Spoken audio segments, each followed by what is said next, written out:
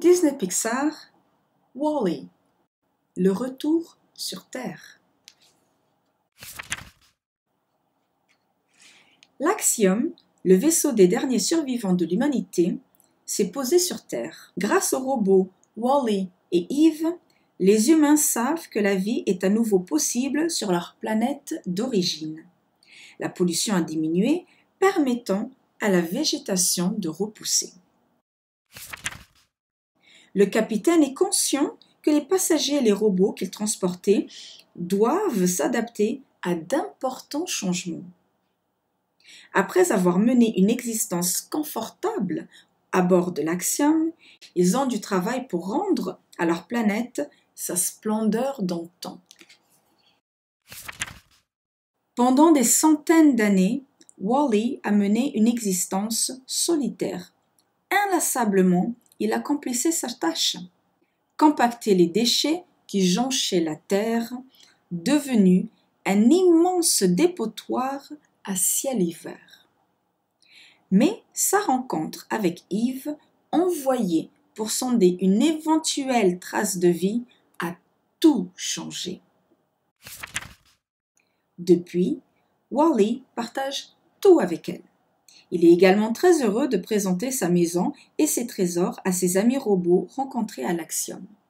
Mais il n'oublie pas pour autant ce pourquoi il a été conçu: compacter les déchets. À présent, il est accompagné dans sa tâche par ses amis nettoyeurs. Eve, en revanche, a du mal à trouver une occupation sur Terre. En effet, elle a été créée pour scanner la planète à la recherche de végétation. Lorsque Wall-E lui a montré une petite plante, elle a ainsi pu prouver aux humains de l'Axiom que la Terre était à nouveau habitable. Mais maintenant qu'elle a mené à bien sa mission, Eve est désœuvrée. Contrairement à Wall-E, elle n'a pas été programmée pour nettoyer. Alors, elle s'invente des occupations en scannant tous les végétaux qu'elle croise. Un jour, le capitaine aperçoit Eve qui erre sans but et scanne les objets accumulés dans une décharge. Inquiet pour elle, il va solliciter l'avis de Wall-E. Il espère qu'ensemble, ils pourront trouver un nouvel objectif à Eve. Wall-E, il est important que chacun ici se sente bien. Il faut que Evie ait une occupation. Le petit robot émet un bip en signe d'acquiescement avant de rouler chez lui pour élaborer un plan. Après avoir beaucoup réfléchi, Wall-E a enfin une idée parfaite pour Evie. Il va lui offrir un jardin. Puisque Evie est programmée pour localiser les plantes, elle saura très certainement les faire pousser.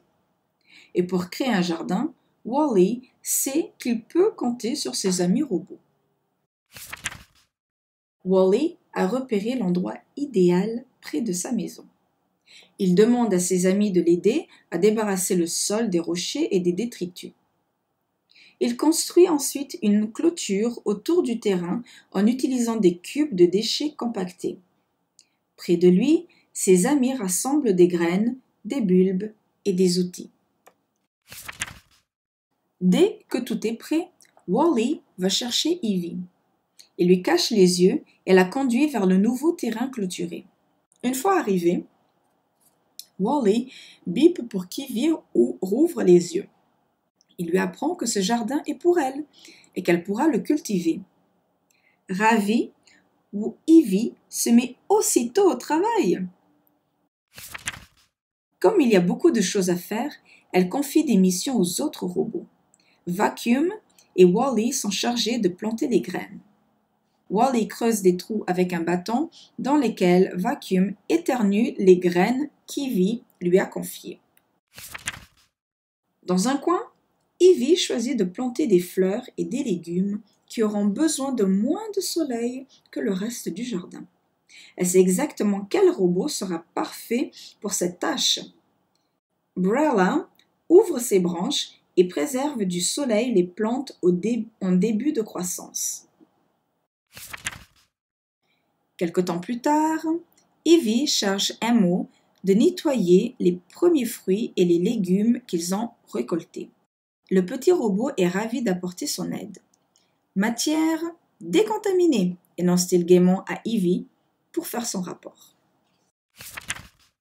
Ivy n'a pas oublié non plus Van Gogh.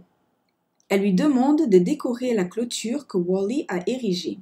Van Gogh est fou de joie de pouvoir s'exprimer sur ce support. En quelques coups de pinceau, il transforme les cubes de déchets en œuvres d'art. Lorsque le capitaine découvre le jardin terminé, il se réjouit de voir que le plan de Wall-E a fonctionné.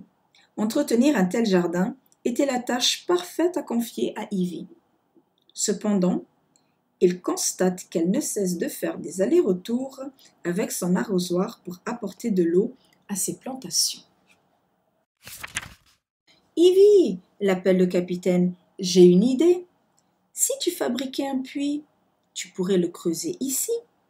Ainsi, tu aurais de l'eau sur place et tu pourrais arroser beaucoup plus facilement ton jardin. Qu'en penses-tu » Ivy bip d'excitation. Elle adore cette idée. Sous les yeux admiratifs de Wall-E, elle creuse un puits en quelques mouvements.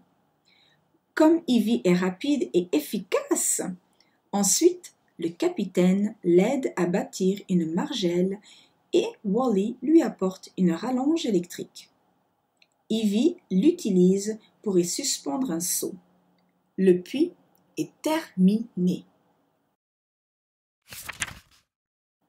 Pour la première fois, depuis le retour sur Terre, Ivy se sent investie d'une mission importante. Ses plans poussent de jour en jour. Ivy et Wall-E ont désormais un magnifique jardin autour de leur maison. Wall-E, fait joyeusement Ivy pour lui exprimer sa reconnaissance. Maintenant qu'elle a son jardin, elle adore vivre sur Terre, son robot préféré à ses côtés. Je vous dis à une prochaine fois pour une autre lecture et pleine d'aventures.